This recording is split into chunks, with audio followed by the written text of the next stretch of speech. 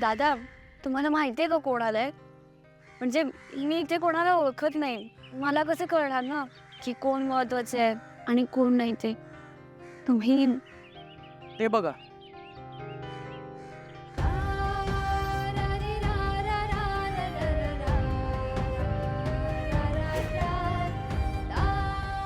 बाबा ती बघा मीराताई. काका श्रद्धा मीराताई मीराताई कशी आहेस? मी मस्त. काका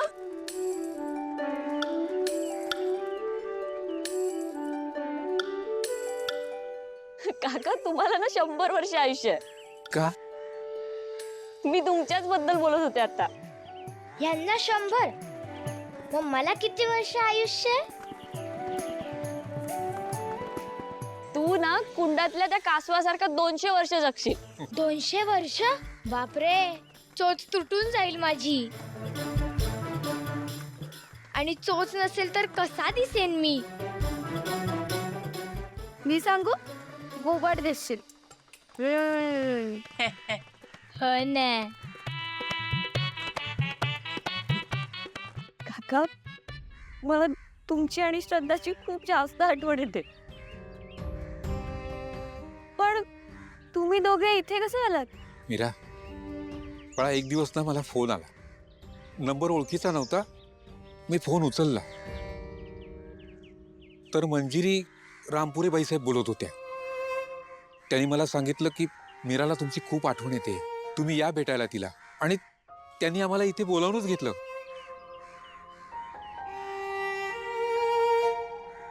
मीरा,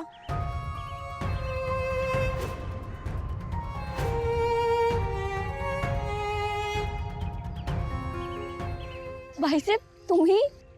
मीरा, देवी नेहमी स्वतःच मदतीला येईल असं नाही,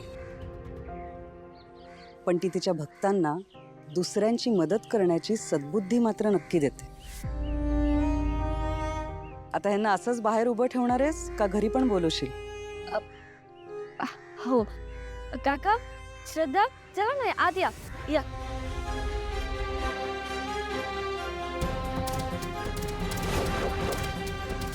या ना काका. या.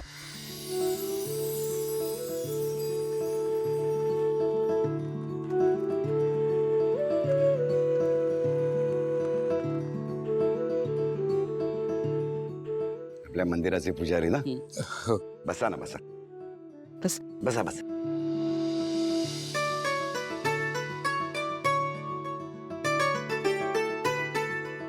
त्या दिवशी मंदिरात भेटलात तेव्हाही खूप आनंद वाटला होता. आणि आज तर तुम्ही मीराचे काका म्हणून आमच्या घरी आलात, त्यामुळे आणखीन आनंद वाटतोय.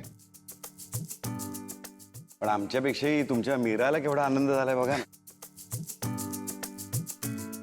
मीरा, तुझं घर तर खूप मोठं आहे ग. हे बघ, मी घरात सुद्धा उडू शकतो.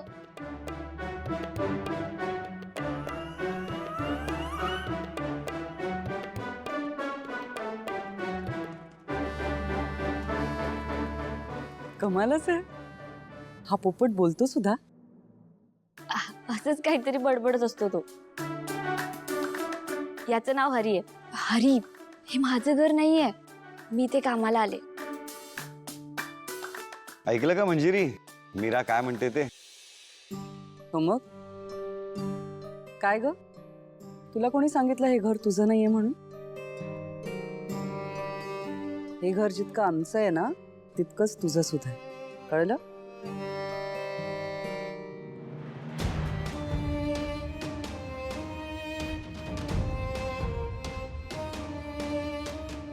आतापर्यंतच्या आयुष्यात तुमच्या इतकी चांगली माणसं आज पहिल्यांदा भेटली.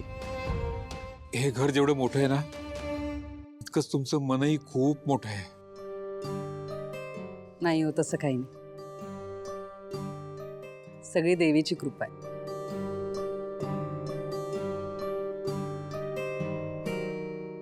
काका तुम्ही दमला असाल ना, थोडा वेळ आराम करून घ्या. बाईसाहेब मी यांना माझ्या खोलीत घेऊन जाते. हा, मला ते चालणार नाही.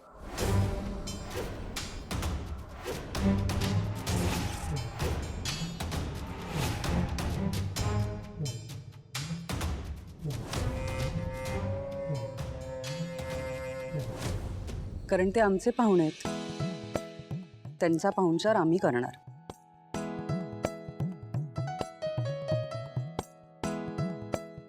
प्रवास करून थकला असाल तुम्ही, आधी थोडंसं खाऊन घ्या. हं? या, ये बाळा.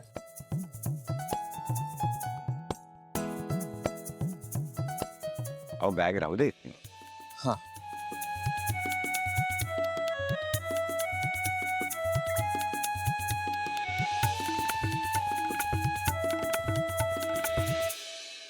बस बस. या.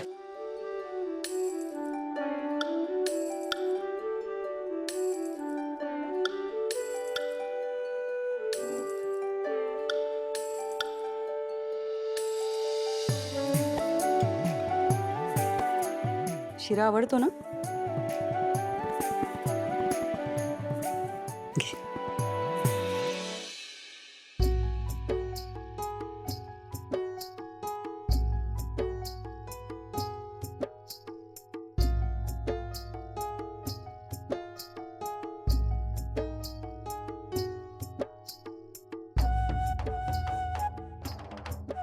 मीरा, मला असं वाटतं की माझ्यामुळे संकोच होतोय त्यांना. मी एक काम करते, मी आज जाते, त्यांना काय हवं नको ते बघतो. हं?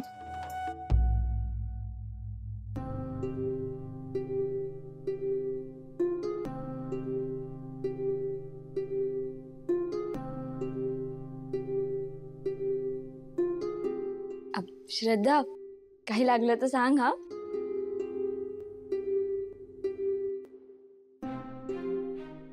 मीरा, या घरातली माणसं किती चांगली आहेत ग. म्हणजे आता मंजिरीबाई साहेबांचंच बघ ना.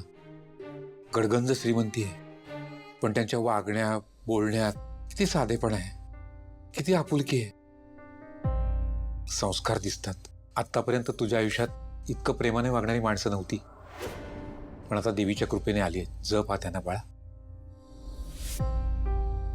काका, तुम्ही अजिबात काळजी करू नका. माझा जीव जरी गेला ना तरी यांचा शब्द नाही पडू देणार.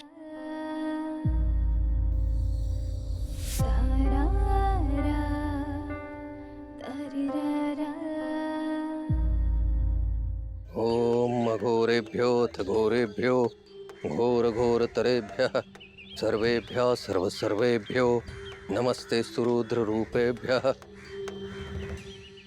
ओम घोरेभ्यो घोरेभ्यो घोर घोरतरेभ्यः. बाबा, बाबा, बाबा, मी तुम्हाला गेले कित्येक दिवस पाहतोय. तुम्ही एकाच जागी एकाच पायावर उभे आहात. अन्नाचा एक कण घेत नाही आणि पाणी सुद्धा पित नाही. मला तुम्ही खूप मोठे साधू पुरुष वाटताय बाबा. माझ्यासोबत तुम्ही माझ्या घरी चला बाबा, माझा पाहुणचार स्वीकारायला, आणि मला आशीर्वाद द्या बाबा. तुमच्या आशीर्वादाने माझी भरभराट होईल. मला आशीर्वाद द्या बाबा. भरभराट. अरे, ज्या ऐहिक सुखापासून दूर जाण्यासाठी प्रत्येक संन्यासी प्रयत्न करतो, त्या ऐहिक सुखाची गुरुकिल्ली समजता तुम्ही संन्याशाला. अरे मूर्खा, तुला जर भरभराट हवी असेल, तुझा उत्कर्ष व्हावा असं जर तुला वाटत असेल, तर भुकेल्याला अन्न दे, निराधाराला आधार दे, निराश्रिताला छत दे, आणि हे सगळं निस्वार्थ भावनेने कर. परमेश्वर तुझं कल्याण करेल. जा. नाही नाही, तरी मला आशीर्वाद द्या बाबा. दूर हो, दूर हो. लांब हो म्हटलं ना. निघून जा म्हणून सांगितलं ना तुला. स्पर्श करू नकोस.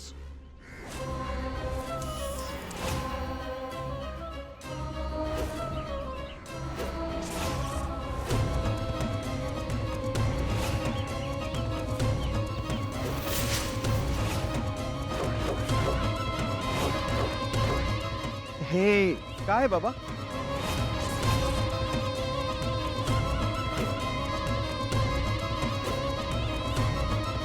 खबरदार, हात लावायला जाशील तर भस्म होशील. दिव्य कवडी आहे ती. आधीच्या मालकाने स्वतःहून दिल्याशिवाय नवा मालक तिला स्पर्श देखील करू शकत नाही. आणि ज्याच्या मनात पाप आहे अशा साधारण मनुष्याने जर तिला स्पर्श करायचा प्रयत्न केला तर त्याचा मृत्यू निश्चित. तिला स्पर्श करायचा प्रयत्न केलास ना तर जे आयुष्य जगण्यासाठी भरभराट मागतो आहेस ते आयुष्यच राहणार नाही तुझ्याकडे. जा जा म्हणतो ना.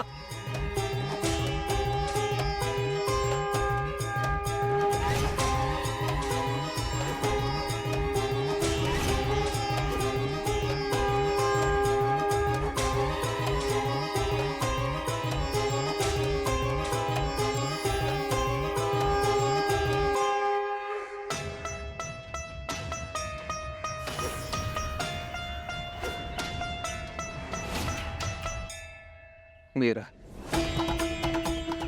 या दुष्ट जगात क्षणोक्षणी स्वार्थी माणसं आसपास वावरत असताना मला ही कवडी सांभाळता येत नाहीये. तू तर एका अत्यंत दुष्ट प्रवृत्तीच्या जवळ आहेस. कशी सांभाळणार आहेस तू ती कवडी?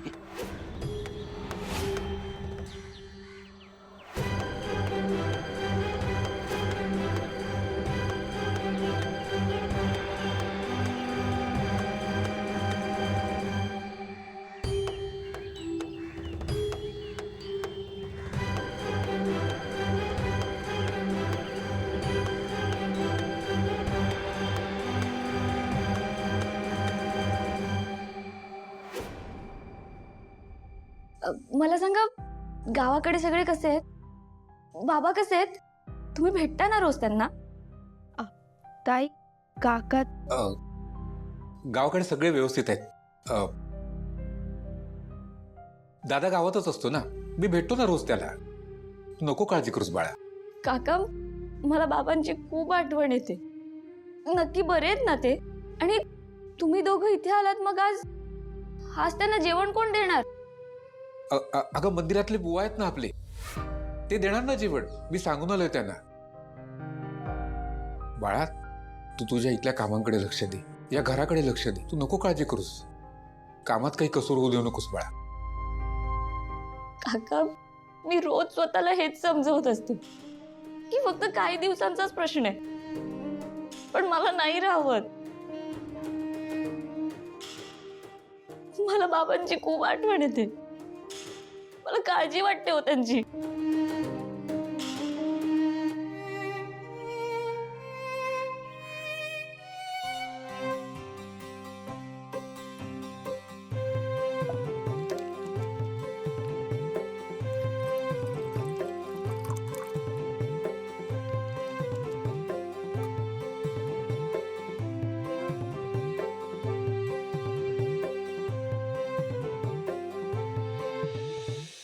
केवढं मोठं घर आहे. नुसतं घरात फिरून फिरून पाय दुखतील.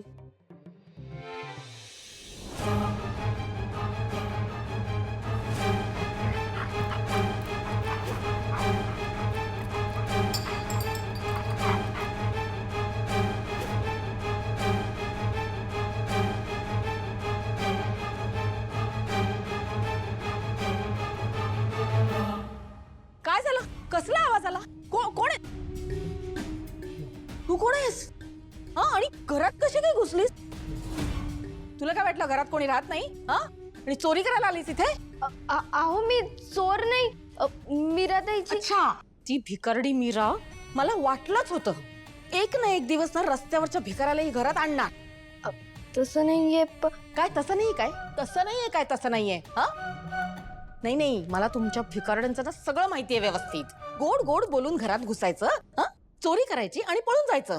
हा, ते तू फ्रीजला हात लावून ज्यूस घेतलास त्याच्यात ना. हे आता सगळं तू आवरायचंस. हे सगळं साफ करायचंय. आता तू इथेच उभी राहा, हलायचं नाही येत ना अजिबात.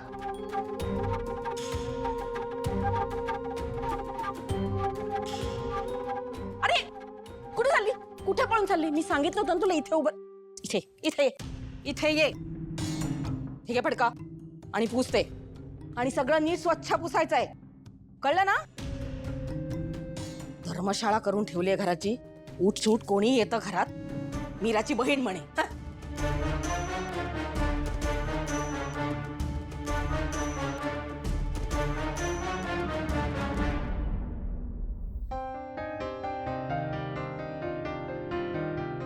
एक्सक्यूज मी, कोण आहेस तू आणि तू हे का करतेस? मी ते थांब एक मिनिट. प्रिया, नको नको साहेब. कोणाला नका बोलू, मी करते साफ. ठीक, मी मदत करतो मग. नको नको, हे काय झालं, होत आलंय.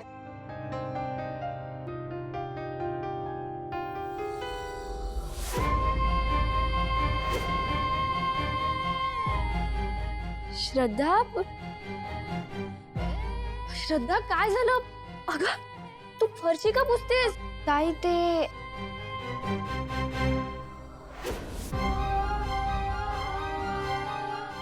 ह्यांनीच सांगितलं असणार ना तुला? अगं हे आहेतच असे. मीरा, काही बोलू नको. वेदाचे बाबा, तुम्ही ना काही बोलूच नका. तुम्ही एरवी मला बोलत असता, मी कधीच काही बोलत नाही. पण माझ्या बहिणीला बोलत असाल ना, तर मी अजिबात ऐकून घेणार नाही. हा, ती माझी बहीण आहे आणि या घरातली पाहुणी. तुम्हाला कोणी अधिकार दिला तिचा असा अपमान करण्याचा? तुम्ही तुमच्या पाहुण्यांना असं वागवता का? मीरा, जरा जास्त होतंय. नाही नाही नाही, तुम्हाला जास्तच वाटणार. कारण कसं आहे ना, की तुम्हाला जर तुमची चूक दाखवून दिली ना, तर तुम्हाला राग येतो. अगं ताई, पण त्यांनी मला काय... श्रद्धा, मला ना यांचं सगळंच माहिती आहे. अगं यांना ना फक्त समोरच्यावरती ओरडता येतं. मीरा, काय मूर्खपणा आहे हा? हे बघा, हेच म्हणालात ना मला मूर्ख. हेच हेच तर म्हणत होते ना मी. कारण तू मूर्खासारखी वागतीयस Meera. And first of all, मला माहित नव्हतं की ही तुझी बहीण आहे.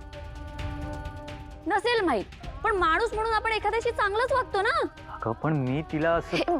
माझं ना नाव नका घेऊ. तुम्ही नाव? मी तिला मीरा, मला बोलू देशील का प्लीज? बोलू मी काहीतरी? नाही, तुम्ही काहीच बोलू नका. कारण काय आहे ना, की प्रत्येक गोष्टीसाठी ना तुमच्याकडे कारण असतं. आणि आज जे तुम्ही माझ्या बहिणीसोबत वागलेत ना, त्यासाठी मी तुम्हाला कधीच माफ नाही करणार.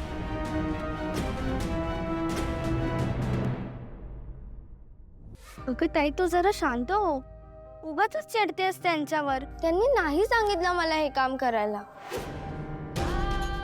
खरं तर हे माझ्याच हातून सांडलं म्हणून मी फरशी पुसत होती. उलट त्यांनी मला बघितलं आणि ते मला नको करूस असं सांगत होते. पण मीच ऐकलं नाही. ताई, तुझा गैरसमज झालाय.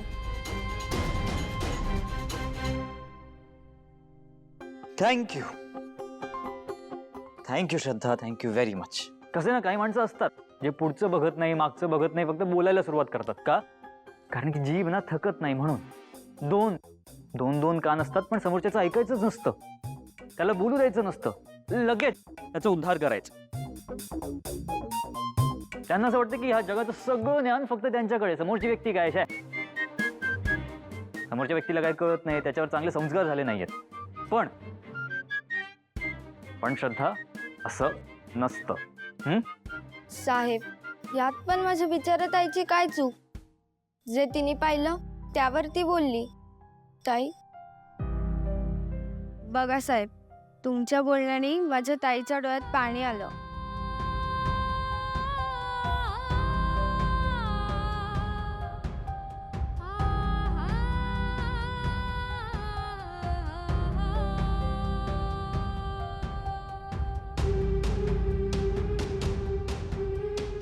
सॉरी श्रद्धा.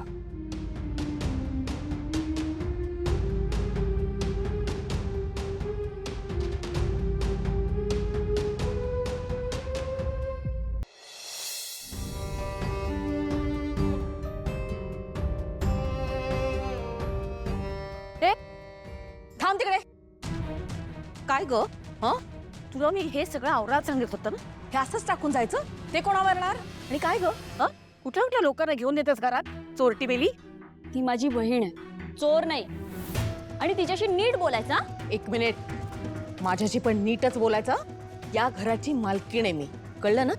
आणि माझ्याशी उद्धटपणे बोललीस ना, तर या घरात बाहेर काढून टाकेन तुला. नर्मदा,